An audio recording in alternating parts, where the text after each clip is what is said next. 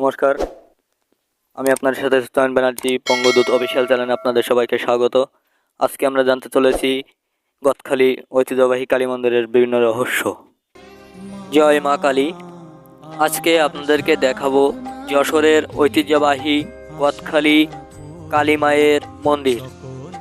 এটা ভারতের যশোর রোড, বাংলাদেশের যশোর বেনাপোল মহাসড়ক। এটাকে ইংরেজ আমলে কালীবাবুর রোড বলা হতো। এটা ঝিকরগাছা উপজেলার গদখালি বাজারের পাশে অবস্থিত। ইংরেজি শব্দ গডকালি থেকে গদখালি শব্দের উৎপত্তি। এই মন্দিরটির নির্মাণ করেন তৎকালীন স্থানীয় জমিদার। ইংরেজি 1662 সাল অর্থাৎ 1059 সনে প্রতিষ্ঠা করেন। এই মন্দিরের মা কালী অত্যন্ত জাগ্রত। এই মন্দিরে প্রতি বছর পৌষ মাসের শেষ সপ্তাহে পৌষকালীর মেলা বসে। বর্তমান 3 দিন এই মেলা চলমান থাকে। বাংলাদেশ ও ভারতের বিভিন্ন হিন্দু ভক্তগণ এই মেলায় আসেন। এছাড়াও প্রতি সপ্তাহের শনি ও মঙ্গলবার অনেক ভক্তগণ মন্দিরে মায়ের পূজা দিতে আসে। অনেকে আবার মন্দিরের পাশে ভাড়া বেঁধে মানত করে থাকেন। এই মন্দির নিয়ে অনেক রহস্যময় কাহিনী আছে। লোকমুখে শোনা যায়, ইংরেজ আমলে একদল ডাকাত আসে মায়ের অলংকার লুট করতে, কিন্তু তারা একটা অলংকারও নিয়ে মায়ের মন্দিরের চৌকাঠ পেরোতে পারেনি। তারা সবাই মন্দিরের ভিতর মরে পড়েছিল।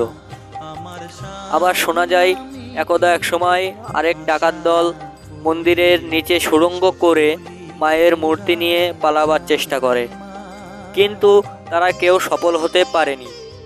সুড়ঙ্গ মুখে মায়ের মূর্তিটি রেখে তারা সবাই পালিয়ে যায়। এই মন্দিরের প্রতিষ্ঠাতা মন্দিরের জমির পাশাপাশি অনেক জমি ও সম্পত্তি দান করে গেছেন, যা এখন তা বেদখলে চলে গেছে। মন্দিরের সামনে তাকালেই প্রথম চোখে পড়বে মায়ের অপূর্ব সুন্দর মূর্তিটি। এখন যে মূর্তিটি দেখতে পাচ্ছেন, এটা মন্দির প্রতিষ্ঠাকালীন মূর্তি নয়।